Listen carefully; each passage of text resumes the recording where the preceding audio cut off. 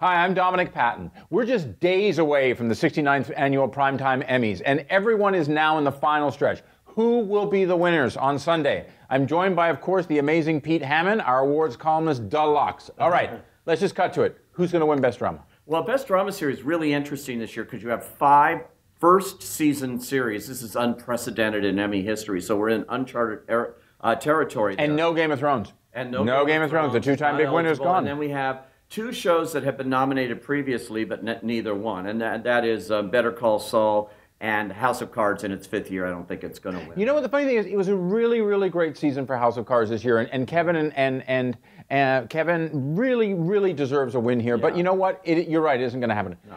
Funny thing, also among the best dramas, of course, is HBO's Westworld, which is kind of taking the Game of Thrones spot for the premium cabler. Yeah. Has the most wins so far as we've been through the creative Emmys, along with Stranger Things, which is 5. Is tied with Saturday Night Live for the most nominations overall with 22. Yeah. But I don't think they're going to win. I don't either. For some reason, I just discount its chances. I really think it's between Stranger Things, The Crown. Maybe if the broadcast network people come to want to make a statement, This Is Us can put something out. But I think without writing or directing nominations, This Is Us is in a very weak position compared to the others.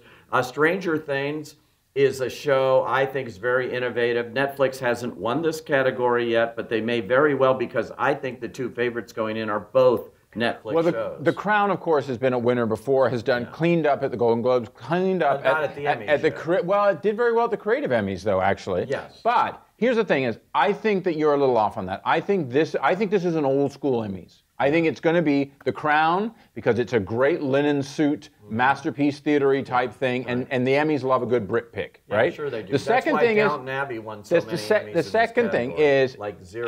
Yeah, but this one's different. Okay. And the other thing I think, and it's also got momentum. Yes. And the other thing too is I really do think This Is Us has a really good shot. This Is Us, like Empire did for Fox a few years ago, got rid of that thing of the big network is gone. Yes. Their numbers are huge, the appeal is massive, and if you need the therapy of a good tearjerker every week, they're there for you. And actually, these other shows could cancel each other out. There's no question. The cablers could. And there could be a big contingent for NBC on this. It would be a big surprise because I don't think if it does win, it's going to win with very few wins. Maybe it won Gerald McRaney. Yeah, guest appearance. Guest appearance. And I think it could win Chrissy Metz in the supporting actress race. Interesting.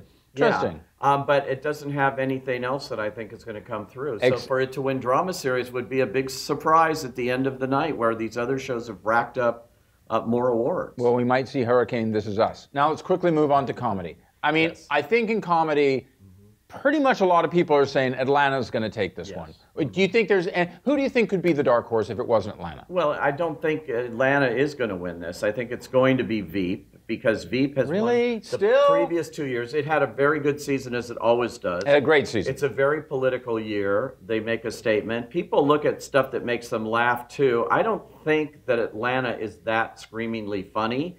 I totally disagree with you on that. Yeah. I think it's hilarious. And I think also what's interesting is Donald Glover has really captured something that's different. And I think that's one of the things, unlike in the drama category, where I think old school is the way it's going to go. I think in comedy, you're seeing a lot of names that have been there for a while. And Veep's a great show. There's no two ways about it. Right. But really, how much winningness can you win and not actually win the presidency? So I think that Atlanta really has a good chance. And I'll say this, too. Yeah. I think FX have had a really smart campaign for it, too. Yeah, no, Atlanta's, and it's won a bunch of precursor things. It sort of falls into that transparent category for me. Not a bad place. No, except that never won comedy series, and that's no longer nominated in the category because it wasn't that funny. And people look in this category for funny. That's why Veep has won. That's why Modern Family won for 5 years before Veep started winning. Only 2 years ago in this category. You're thinking of Julia Louis-Dreyfus, who's going for her 6th in a row. But the show I do see her face on the Mount Rushmore of Emmys. The show itself, and Inuyuchi, who created it, has a great movie that was just premiered at the Toronto The Killing of Stalin. The Death of Stalin. And this guy is just a genius when it comes to this kind of material. I say Veep will take it for the 3rd year in a row. Okay, so let's go to what I think actually could be one of the most interesting categories of all on Sunday night, which is Best Limited Series. Yes. A lot of HBO floating around there. And then, of course, there's... Well, the HBOs are... Big Little Lies and The Night Of.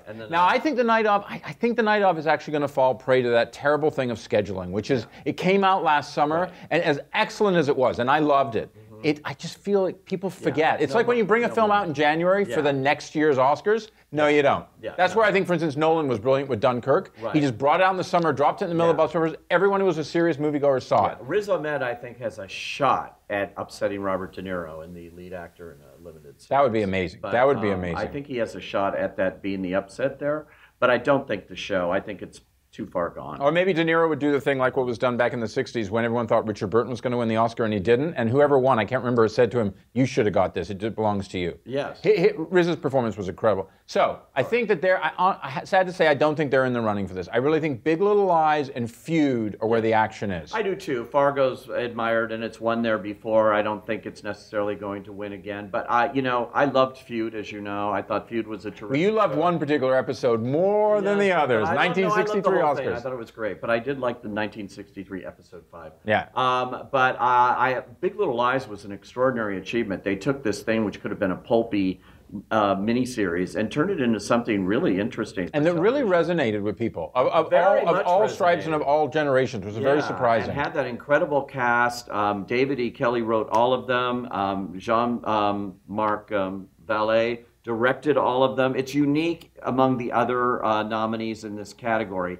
And it's the one that the art house contingent of the Academy. Well, you say it's unique, but here's what's interesting. If you go into, and of course we're not going to talk too much about this, but if you go into the Best Actress in a Limited Series role, of course, you basically have Jessica Lange and Susan Sarandon from Feud, and you have Nicole Kidman and Reese Witherspoon from Big Little Lies. They own it. It's a double or nothing here. That's what's going to happen. Or Carrie Coon sneaks in and surprises everyone. Carrie Coon's a great actress, but I really think, I like how it was a strong season of Fargo, but I just don't think the run is happening. I don't see how anybody wins but Nicole Kidman. That's such a daring and risky performance there. So I see Nicole Kidman winning there, and I see Robert De Niro in the male side of it because he's Robert De Niro and because he was really great. He was really good. And look, let's not forget Madame Pfeiffer, because she was fantastic in that too. Oh my God! And Michelle Pfeiffer and Mother, which is opening this weekend, she's great in that too. Darren Aronofsky's movie. It's a bit of a comeback for Michelle Pfeiffer. She hasn't been in the. Michelle Pfeiffer's like LL Cool J, my friend. She doesn't need a comeback. She never went away. All right, now before we finish up, I want to ask you. We talked about this on our podcast and stuff like that before. So now that we're at the almost end, who do you think had the best Emmy campaign this year? I thought Netflix did a good job in opening that thing up in Beverly Hills and keeping it going in a month, whereas Amazon did it way too early for it to have any impact. Because Amazon's was actually better. Yeah, but I thought Netflix's was more effective. They opened it right across from the Motion Picture Academy headquarters in Beverly Hills in this empty building, and every night trotted out these shows, and that's why they got their numbers way up this year. And I thought that was an impressive campaign. They spent a lot of money. So I would have to give it to Netflix overall on this Emmy season. I think they've really upped their game. Everyone, of course, will be watching the 69th Annual Primetime Emmys on Sunday. Follow us on Deadline to see who the winners turn out to be. Follow for a review, and we'll see you, I guess, on the small screen this time next year.